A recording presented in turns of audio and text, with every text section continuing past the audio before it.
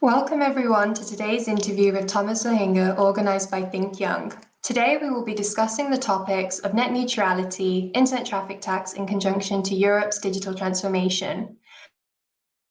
On the 8th of June, 34 civil society organisations from 17 countries published a joint statement to raise their concerns with Commissioner Terry Burton's public statement to alter the regulatory framework underpinning the free and open internet. The Commissioner showed an intention to start charging content and application providers for the use of internet infrastructure. This goes against the fundamental net neutrality principles and core protections in the European Union. Today, nothing has changed to legitimise the sacrifice of the free and open internet to satisfy the interests of the telecom industry.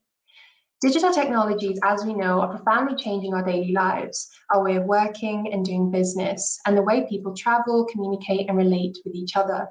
In this interview, we will look further into this issue and what it means for Europe. But before beginning, we would like to take some time to introduce the expert in this field that we will be interviewing, Thomas Lohninger. Thomas was a programmer and anthropologist in his former life. Digital rights had been his hobby until it became a job when he intensively accompanied the EU net neutrality regulation as policy advisor for European digital rights. Thomas was one of the driving forces behind SaveTheInternet.eu campaign and has a strong work focus on net neutrality, data protection, and mass surveillance.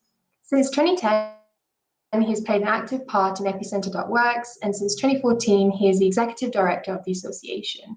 He also writes for netspolitic.org, is a regular guest for the podcast Logberg Netpolitik, and a non-residential fellow of the Center for Internet and Society at Stanford Law School. Since 2019, he is on the board of European Digital Rights, and since 2020, vice president of the EU umbrella of digital rights NGOs. So welcome, Thomas. Without further ado, and to start this interview, Thomas, can you tell us more about the letter that 34 NGOs, including yours, signed on June the 8th? Thank you, Ayesha. Yes, so that letter was really the sorry, I have a feedback loop. That letter was really our reaction to the quite worrying statements from the European Commission. It was both Commissioner Vestager and Breton that suddenly came out with very old ideas that are going against the essence of net neutrality. And they did this really by surprise. This was not in the work program. This was not something that was consulted. So it came out of the blue. And we were really worried that the Commission might be captured by the telecom industry. And that's why we organized this huge global civil society letter, because our first reaction was to shout stop and say to them, look, here are so many studies and arguments that you need to look at. Please look at the facts before you make a law. That was our main message. Definitely. Wow. It must have come as a shock, definitely. But could you explain to someone born in the early 2000s, like myself, what net neutrality is and why is it relevant? Yeah, happy to. I know it must seem like an old concept. And in fact, it is really old. When the internet was created, first as the ARPANET in the 50s, and then when we had IP, and like slowly, layer for layer, the internet came together as we know it today. The net was born neutral. Early on, because of a technical necessity, we did not have the computational power to make decisions within the network whether a package is correct, legal, important, should be scrapped, should be changed, should be prioritized maybe, or what the price of a data package is. And that neutrality, to put it with Lawrence Lessig, was both a decision about the optimal network design as well as a political decision about disabling control. So in essence, net neutrality is what makes the internet different from a telephony network where you have a central entity that decides, are you allowed to make that call and how much will it cost you? And it is also what makes it or sets it apart from the television network, where I'm a receiver and it's very hard to become a television station. That's not the case in the internet. We are all equal on a level playing field. Someone in Rwanda has the same access as someone in London, and we are all connected equally. That's the beauty of a neutral internet. Thank you. That's definitely helped me understand net neutrality a lot more. But Thomas, what was it like defending net neutrality in 2016 before it became effective in the EU? And who was arguing for what? Yeah, so I mean, the whole debate really started early on in the US. That they were always the first ones there because net neutrality, of course, is very close to freedom of speech, which is the right that is enshrined in the First Amendment, and so it was always close to the US. And but then it proliferated. Latin America had the first laws, Norway, Slovenia, Netherlands. So there were a few countries, but then the EU decided to do something, and that was on September 11, 2013. I still remember that day because the first thing we did was be very alarmed and start writing on that law, proposing amendments in a wiki page, and then coming up with this campaign that ultimately led me to work into Brussels. But to answer your question, so like now, we have to explain the issue. Net neutrality is not something that most people have heard about, so you need to educate. But once people understand how it relates to them, it's actually very good to mass mobilize. So we had librarians on our side. We had many startups, like the small innovative companies, not the big ones that were on our side. We had consumer protection organizations and even the church and so many other stakeholders that suddenly raised their voice because they said, okay, that's something that we need to protect. And I was back then going around in parliament as a young activist trying to get a majority. And you can explain net neutrality to someone who is a market liberal from the conservative side with it's good for competition, it's low market entry barriers, please uphold it. Or you can go to someone from the left, even a communist, and say, oh, this is about equality, this is about the global connectedness of everybody and equal chances. And so it is really a beautiful concept, also philosophically wise. So that's why we won in 2016. And it's even more painful to watch now the Commission directly attacking that success. Definitely, definitely. And it seems to me that net neutrality affects many aspects of the digital sector. And one question I really wanted to ask was, however, how does it go beyond the economy? Yeah, I mean, if you think about a teacher that in a pandemic and hopefully also afterwards uses the internet in their teachings in school, in classroom, and you want to give homework, you are relying on the fact that every child, no matter their income, has the same level of access to the whole internet. And that we can rely on that everybody has equal chances in their education, in their economic proliferation, and these days also in health. I mean, a lot of our information we get from the internet when it comes to our own health. And therefore, it is really important that we make no distinction, that there is no poorer category of people in our society that have a lower quality of access. Right now, the only difference is the size of the pipe, how fast your internet is, and how many gigabytes you have. But that is also something where year over year, prices decrease and volumes increase because technology gets cheaper. So it's time a sevenfold reduction since the regulators have last looked at the whole thing, because the variable cost of data volume are actually very low. It's expensive to build a network, but running it is actually quite cheap because it's just energy that you need for sending data along those pipes. And so it is really at this day, to answer your question fully, a universal infrastructure. I mean, a house without internet is similar to a house without energy. It would be very hard to really live in there and participate in society. Definitely, definitely agree with that. And Thomas, is there anything that you think could be improved then about net neutrality from your point of view? I would have had an answer to that until last year, because there was one thing missing: zero rating. So our framework that we created really was quite complete. It also incorporates 5G, so all of the modern technologies, no problem at all. Regulators have decided that we can all incorporate that in existing framework. But there was a problem around zero rating, which is the practice of excluding certain, often very big American applications from the monthly data cap. So you have 5 gigabytes a month, but as much YouTube as you want. Then you won't go to Vimeo or to Twitch or to any other video provider. So if telecom operators are allowed to pick and choose, that's called zero rating. And that was legal in Europe until this year, because the European High Court decided last year that it is something that needs to be scrapped, that is totally against the non-discrimination rule. And regulators agreed with this year. And so now actually we see zero rating out of the door. And we would be done with net neutrality. It is a perfect framework. It is as good as the one that India currently has, and as good as the one that the US had before Donald Trump abolished it. So it is something where we could say, okay, good, focus on bigger problems, and there are many in the internet. Net neutrality is just solving the infrastructure side of things. Definitely, definitely interesting. So, along with this debate, I've heard under the new proposed rules, telecom companies will be able to earn money with the traffic that is flowing through their network. So, what are the key elements of this proposal? Yeah, that is really what Commissioners Vestager and Breton have picked up upon. And that is a very old idea that the telecom industry actually wants to get money no longer just from their paying customers, so us as internet subscribers. They also want money from the companies that try to reach their users.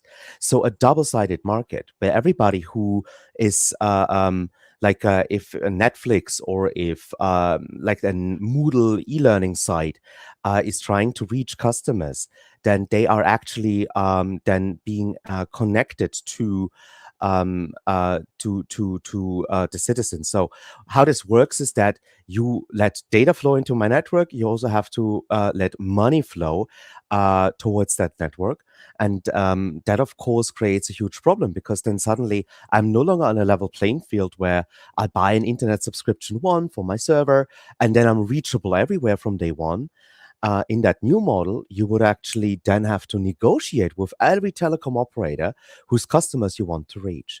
And it is a really bad idea. And that's why it was not picked up. Like we had this debate 10 years ago when we were with the at the ITU, so on the UN level. And the telecom industry tried back then in 2012 to have this idea adopted. Regulators and many other stakeholders looked at it and said, please no, that's a horrible idea. So we won the debate, also with the help of many European governments. And now they're coming back with that very same old idea. Yeah, that's basically it. Thank you for that. And I also wanted to ask, though, from this, where is this proposal coming from, and how would it affect Europe's digital transformation?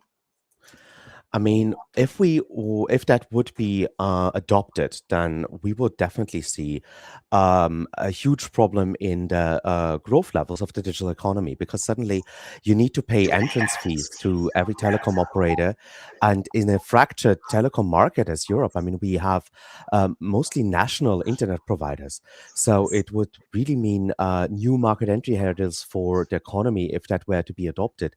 And at the same time, that money most likely would not flow towards the networks itself. So it would throw in the pockets of big tech, of the shareholders of Deutsche Telekom, of Orange France, and these corporations. They would profit from this. It would not really be something that's good for the consumer. And ultimately, that's why regulators have continuously investigated that thing. There have been many studies from BEREC, the body of telecom regulators in Europe, and they said time and time again, no, this is actually not needed. It would be painful and hurtful, and the negative consequences would most likely far outweigh the benefits. And so every academic that's not funded by the telecom industry would say the same. That's why it's so frightening in a way to see the commission being captured by such proposals. Definitely. And from seeing the negative aspects of this proposal, do you think that more money is needed then to finance a stable internet infrastructure in Europe, especially? So there are investments that need to be done in networks, because the demand is constantly increasing. But at the same time, the cost of network equipment is decreasing, and the profits are staying the same. And the problem is that telecom companies want to really compete with the likes of Alphabet and Meta, but they have a high risk, high reward business, whereas telecom industries are like our energy companies, our water or sewers companies. They are really a low risk, low reward type of business. So if you want to invest your money with very little risk, but a steady return over many, many years, then you can invest it in telecom infrastructure. And companies have done that. Hutchinson is a great example. They are a Chinese mining company in the background and just thought it's a nice way to spend their money to build up a European telecom network. And when we look at how countries in Europe are actually investing in fiber technology, and that's the only technology that's really future-proof, because we know like speed of light and things, how these things work, and that is something where the money is very a little problem. You can look in Germany where you have millions and millions and millions lying around, not being used, and those would be free money from the government for network investment. But the real bottleneck is the permits. It's very hard to get the permits to actually construct something and the underground civil engineering capacity. So digging a hole and putting a fiber in there, that's where we lack the manpower, the womanpower, the staff that would do it. And that problem can only in the medium to long run be solved by money. So we cannot really expect that a few more millions would really change something drastically here. Money is not the bottleneck for the network investment. And if you think about it, I mean, demand in the internet is not created by being a network of Deutsche Telekom. It is created by the access to these great services. And so taxing these services, making them less attractive, actually would also decrease the demand for the product that telcos are selling, internet access service. Thank you so much for that. And I think another thing that I want to touch upon as well, that when we hear of net neutrality and stable internet infrastructure in Europe, etc., we also hear about the internet traffic tax. So if we want to overcome and go beyond the idea of a so-called internet traffic tax, why should tech giants pay if consumers are already paying a bill to operators? So there are two sides of this question. Like, first of all, let me stress that it is absolutely unacceptable that big corporations in Europe are not paying taxes, and the fact that this is has been going on for so many years, and that the tax bill of the likes of Amazon, of Google, and Meta are so low is just something that really makes me frustrated and that needs to be solved. We need a system where the money that is earned by these internet companies in the country is also taxed in that country. And I think there has been progress around the digital tax, and a turnover-based model, I think, is the way to go, because that's where they can't lure out, where you cannot make weird tricks. Also, a revenue tax, you can tax both sides of the revenue. So that would definitely be something where I think that's the way to go, not just in Europe, but globally. And then the second aspect is, in the internet access, we all pay for access to the whole internet, and it is our right to decide how we want to use it. We don't need telecom companies to make the distinction like, no, that app is cool. You should use this video streaming service, and I have my own social network. Why don't you use that? We don't want that. We want to decide ourselves. That's what net neutrality is all about, empowering the user to make the decision how they want to use the internet. And we are paying for this. So really, there is absolutely no right in my eyes for the telecom industry to then say, oh no, but in my network, if the other side is not paying me enough, they will have a poor service. And that's what it will boil down to. You know, you always have to ask yourself, if you ask these big corporations to pay money, what else? What will happen if they don't pay? And the answer in this case will be bad service. They will, in technical terms, the so-called transit connection will be saturated. So all of the internet will be bad, except for those that pay directly to the telecom company. And all of the rest of the internet also means all of the global interesting startup services, like the Brazilian streaming radio that I'm listening to for the good tunes. All of that would be hurt if we let that model become reality. Definitely. Thank you so much. And I think definitely moving on, I think for me, like we all know the internet is global, but how is the concept of net neutrality, looked at around the world? Where does Europe stand here? So Europe actually has to hold up the fort after Donald Trump abolished net neutrality. The US are now in a mixed state. That abolishment has not completely succeeded. There is still movement on the state level, like California and New York have great net neutrality laws, but the US is kind of a mixed bag at this stage. India has a really good net neutrality law. So have most of the Latin American countries. Um, and the big problem really is in uh, Asian and African countries where we see a huge proliferation of things like Facebook's free basic service. What is that? That is a way to, as Mark Zuckerberg likes to say, connect the unconnected. What he really means is replacing the internet with Facebook. If you and these studies have been done, ask the people in some African and other countries, have you used Facebook in the last month? More people will say yes than if you ask, have you used the internet last month? So Facebook has replaced the internet also in people's minds. They don't know that there are other services. And these are global trends that I would say are really human rights violations. They are limiting the right of these people to access information, to participate equally in our global society, to join a debate about climate change. I mean, those things are global problems. We need a global internet that gives everybody equal access to tackle these problems, to have discussions that are on the same level. And we are not there yet. Europe needs to uphold net neutrality. If the Commission goes through with this proposal, we would see a drastic shift away from the internet we know today. We would more see like a splinter net. It would be segmented. You would have a European influence zone, then a Chinese and a Russian one. You would have some African networks that probably have good connections to the likes of the big tech companies from Western countries, but it would be very hard to access traffic from another African country. So it would be really a splinter net, and this, how to say, like the whole of the internet is much more than the sum of its parts, and that's exactly what's at stake here. Thank you. And for our last question, before we move on to the audience questions, what do you think will happen in Europe, and how can people get involved? So the battle is on. So we will know this autumn whether the Commission rethinks their plan or actually proposes legislation. I have no hopes with Thierry Breton, the French commissioner, who has a past in the telecom industry in Orange. I think he is completely sold on the idea, and I have very little hopes that he would make an independent decision. Margarete Vestager is where I would bet my money on. She has a good track record. She actually would lose all of her political capital with the youth, with the civil society, with the consumer protection organizations, who also hate this, by the way, if she were to go through with this. So Denmark is an important country.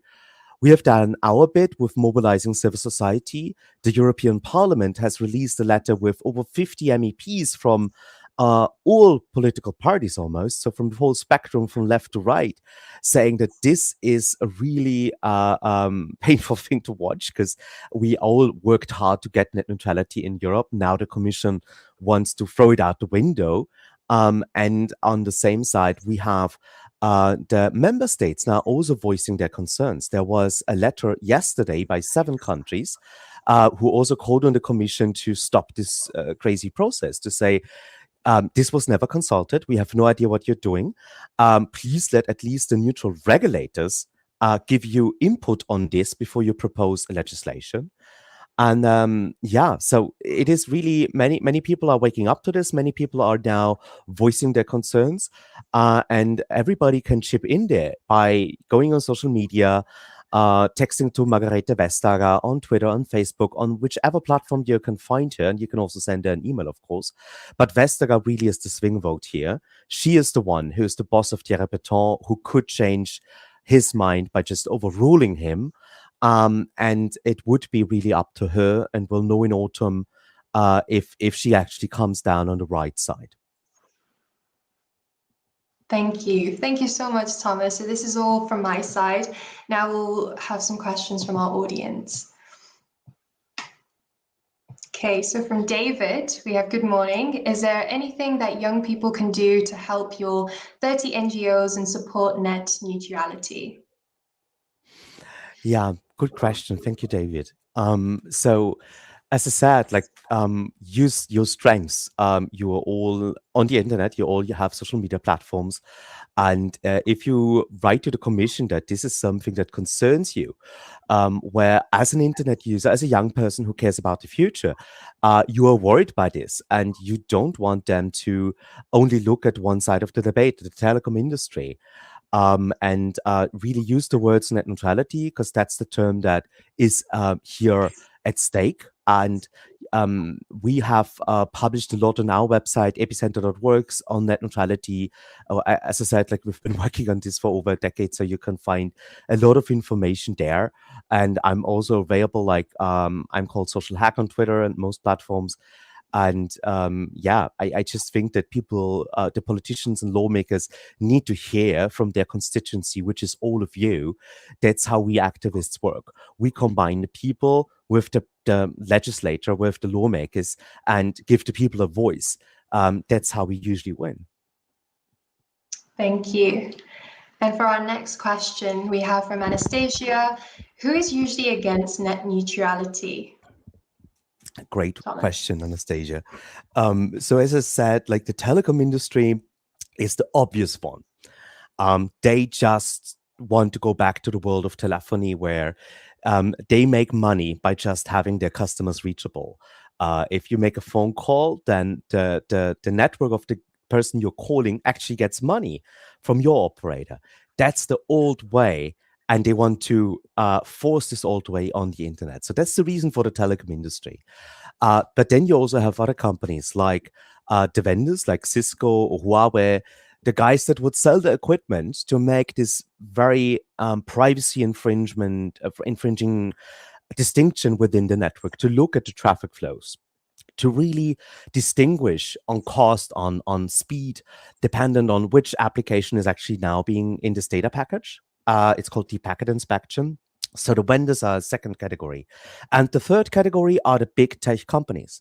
So Google and Facebook and Netflix, they all have been dependent on net neutrality in their early years when they were small. But now that they are big, they actually don't need net neutrality anymore, because net neutrality only supports and protects the small players. The big players will always find a way to pay. And when they pay, they will never have the problem of competition again, because they are the only ones who can afford that. And that one is not even like I can point to Reeds, the CEO of Netflix, who said exactly this to his shareholders after Donald Trump got elected. He was also asked, okay, now net neutrality is gone. Is this a problem for Netflix? He said, no, don't worry. We are not big enough. We can survive without it. So net neutrality always protects the small players, the small voices, the startups. And that's why the big ones and the biggest ones of the globe are actually also not our allies in this debate. Thank you. And for our last question, we have from Michelle. Which are the biggest challenges for the EU's digital transformation strategy? Is it possible to address them? I think there is so much that needs to be done in this field. It starts from our schools.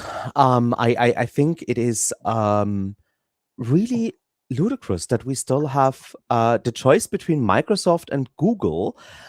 If you go to any school in Europe, like the most countries actually use big tech companies from the US and not companies that respect the privacy of pupils. I think if we as a society cannot even agree on the protection of the data from our youngest members of society, our children and our teenagers, then I mean, where do we start? And there is a lot wrong when it comes to government surveillance, and we see an increase in surveillance. I don't think that a digital transformation strategy can even work if we're talking about a new law around chat control, that sesame regulation that would undermine encryption. And encryption is like oxygen. Without encryption, you cannot have any trust in IT. And that's something that's currently negotiated. So we have to stop these dangerous laws. And then lastly, of course, we need to invest a lot in the knowledge of our governments. I mean, so many times I, as activists, have to explain the internet to politicians. And I mean, it gets better a little bit because people get younger, but still there's a lot to do. And a lot of the laws are just written without any technical knowledge. And we need to get better at this. And it's also something where young people can help, because we all understand the internet better than the people that actually call the shots right now. It's our job. Thank you so much, Thomas, for an insightful interview. This is an urgent issue that really needs to be discussed more, especially with our young audience.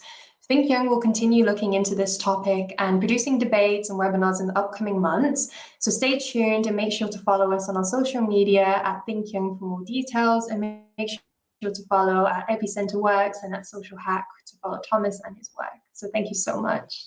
Thank you so much.